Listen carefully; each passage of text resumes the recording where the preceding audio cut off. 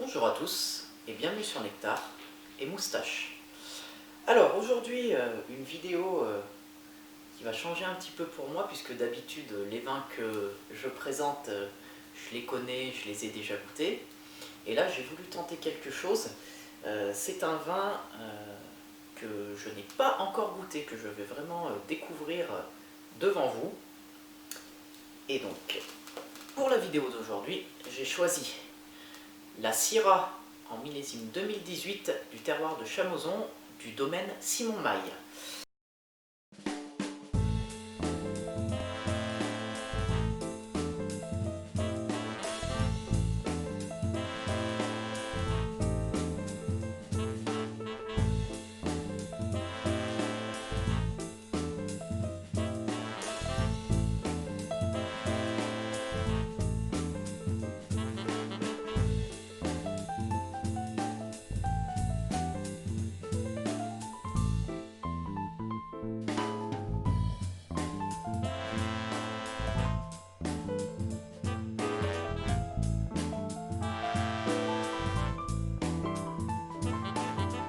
C'est un vin que nous possédons à la boutique mais que je n'ai pas encore goûté. Alors j'ai décidé un petit peu de me lancer là-dedans pour voir quel goût il a tout simplement. Et en revanche je me suis bien renseigné sur le domaine, j'ai fait quelques recherches avant de tourner. Alors le domaine Simon Maille, c'est un domaine suisse dans le Valais qui a été créé en 1948 par Simon Maille, le grand-père, et qui est aujourd'hui tenu et géré par son petit-fils Raphaël. Donc c'est vraiment resté une affaire familiale. Je me souviens avoir vu sur leur site qu'ils ont entre 20 et 25 employés qui eux aussi sont là depuis des années. Donc c'est vraiment une petite affaire où tout le monde se connaît et c'est pas un grand vignoble où c'est l'usine. Là c'est vraiment une petite affaire qui roule bien. Un domaine qui fait quand même 10 hectares, ce qui est, alors certes c'est pas les plus grands domaines en termes de superficie, mais ça commence déjà à parler comme on dit. Voilà, qui possède 10 hectares en bio. Depuis 2017, il n'y a plus aucun produit de synthèse qui est employé dans leur vin. Je vérifie mes notes, c'est bien ça? Ah non, depuis 2019, je vous prie de m'excuser. Depuis 2019, plus aucun produit de synthèse n'entre dans ni le traitement de leur vigne, ni la vinification. Donc on est passé vraiment sur du tout naturel. Comme je vous le disais, donc un domaine de 10 hectares qui plante plus de 11 cépages. C'est vrai que la Suisse, contrairement aux vignobles français, ont un petit peu moins de restrictions quant aux cépages qu'ils ont le droit de planter sur leur terroir. Alors certains cépages forcément marchent mieux que d'autres, mais ils n'ont pas de restrictions administratives, ils peuvent planter quasiment le cépage ou les cépages qu'ils veulent sur n'importe quelle zone géographique de leur territoire. Donc voilà, dans le canton du Valais, il y a pas mal de cépages autorisés. Là on est vraiment sur un 100% Syrah.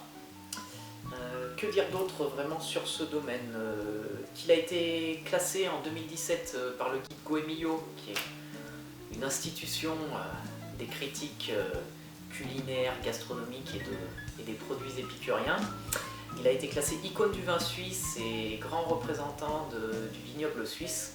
Et de mémoire, en 2004, avait été élu vigneron suisse de l'année également. Donc je pense que le curriculum est solide pour ce domaine. Et ben, je crois qu'on va pouvoir passer à la dégustation tous ensemble. C'est une première, hein. Si ce format vous plaît, n'hésitez pas à le dire dans les commentaires. On pourra en refaire où c'est vraiment des foules découvertes, comme on dit. Alors, donc on voit que c'est vraiment une robe très pourpre et qui a vraiment de la densité. Donc c'est vraiment des raisins très concentrés. On sent que le jus a vraiment travaillé avec ses peaux.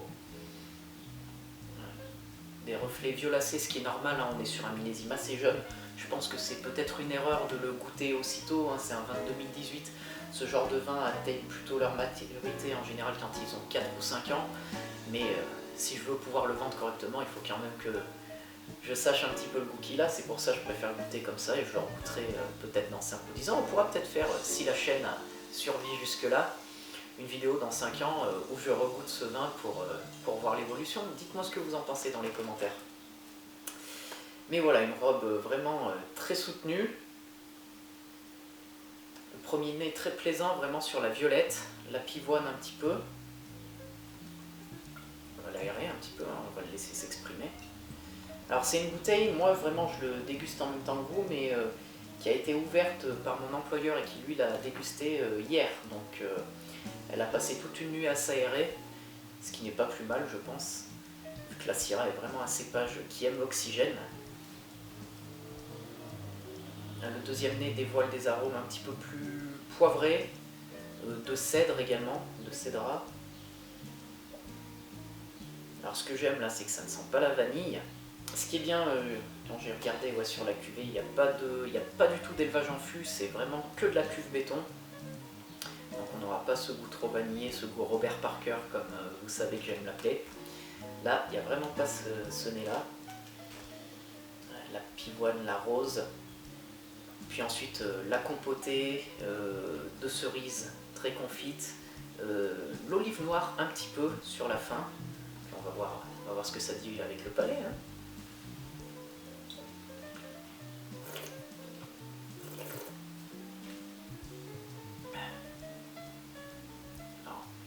Un vin qui a vraiment là une belle puissance pour le coup. Une légère amertume en finale, mais c'est dû à la jeunesse du millésime. Je pense que ça se patinera avec le temps d'ici 1 ou 2 ans. Après c'est pas non plus désagréable. Non, c'est sympa, vraiment bien fait, on sent qu'il y a de l'extraction, il y a du jus comme on dit, c'est croquant sous la bouche. Il y a ce côté olive qui ressort un petit peu plus en bouche qu'il ne ressortait au nez. Le poivre, j'ai un petit peu moins les notes de cèdre que je vous parlais lorsque je l'ai senti. Après ça revient un petit peu en rétro-olfaction. Non, c'est soyeux, il y a de la structure. Alors là, certes, on n'est pas par contre sur le type de vin qu'on va boire tout seul. Hein. Là, il faut quelque chose à manger avec ça. Moi, je verrais bien...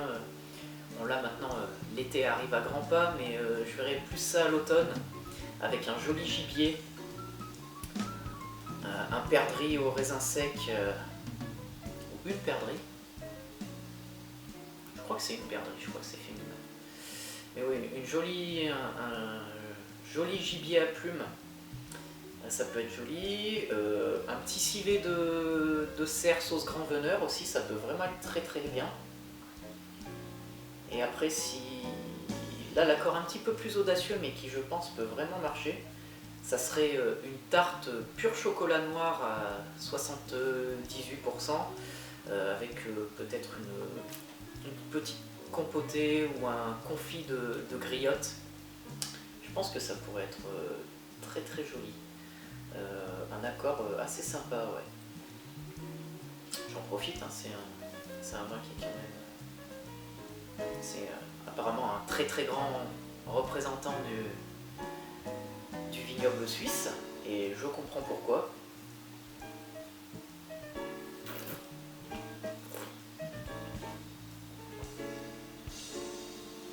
Ouais. C'est bon, il y a du jus, c'est extrait. Maintenant voilà, ce qu'il faut, ce n'est plus au vigneron mais à nous de faire l'effort, c'est de la patience, puisque je pense que c'est vraiment le genre de vin qu'il faut attendre au minimum 5 ans avant de l'ouvrir. Et par contre là, en potentiel de garde, de ce que je ressens, c'est le vin que vous pourrez garder très facilement 10 ou 12 ans dans votre cave. Je pense que ça évoluera sur des notes un petit peu plus de cuir. Ça se patinera également, l'amertume va se fondre avec les tanins. Alors après par contre je pense que si vous l'ouvrez dans 10 ou 12 ans, il faudra le décanter parce qu'à mon avis il y aura un petit peu de dépôt au fond, parce qu'on sent toute la structure. C'est les tanins qui permettent au vin de vieillir bien dans le temps. Mais c'est sûr qu'avec l'âge, ils ont plutôt tendance à se déposer au fond de la bouteille. Donc si on ouvre cette bouteille dans 10 ou 12 ans, il faudra vraiment la décanter. Vous vous souvenez, on a fait une vidéo sur la décantation. Je vais mettre une petite suggestion là, ça devrait apparaître. Je vous invite à aller la regarder, la commenter, etc. Hein, vous connaissez la musique. Mais non, je pense que ouais, d'ici... Déjà, attendre encore 3 ou 4 ans pour que le vin soit vraiment fondu, mais si vous avez encore plus la patience d'attendre une petite dizaine d'années, la Syrah de Simon Maille du terroir Chamozon, parce que c'est un domaine qui possède plusieurs parcelles à différents endroits, Mais là, sur ce terroir spécifique, et je vais regarder mes notes, sur des sols calcaires très graveleux, ouais, c'est ça en fait qui permet d'avoir cette fraîcheur. Sur ce terroir, c'est vraiment une très jolie découverte, ouais. Un vin que je garderai en mémoire. Je vais m'en prendre une bouteille que je vais faire vieillir. Comme ça, on pourra redéguster tout ça d'ici quelques années, mais je pense que c'est un vin qui va vraiment très très bien évoluer avec l'âge. Bon, bah, je crois qu'il n'y a pas besoin d'en dire plus, hein. On a parlé des grandes lignes, on a parlé du domaine, j'ai découvert ce vin avec beaucoup de plaisir. C'est dommage que vous ne soyez pas avec moi, on aurait pu partager un verre, c'est quand même assez sympa rien que pour la découverte et de se permettre de se faire une idée de ce que le vin peut devenir. Comme d'habitude, vous pourrez nous retrouver sur Instagram, Nectar et Moustache. Je vous invite à parler dans les commentaires, aimer la vidéo, la partager avec vos amis, vous abonner si ce n'est pas déjà fait, activer la cloche pour recevoir les notifications quand nous sortons une nouvelle vidéo. Vous savez qu'on sort une vidéo toutes les semaines, le lundi à 18 h. Je compte sur vous pour la semaine prochaine. Sur ce, je vous souhaite une très bonne journée et à la vôtre.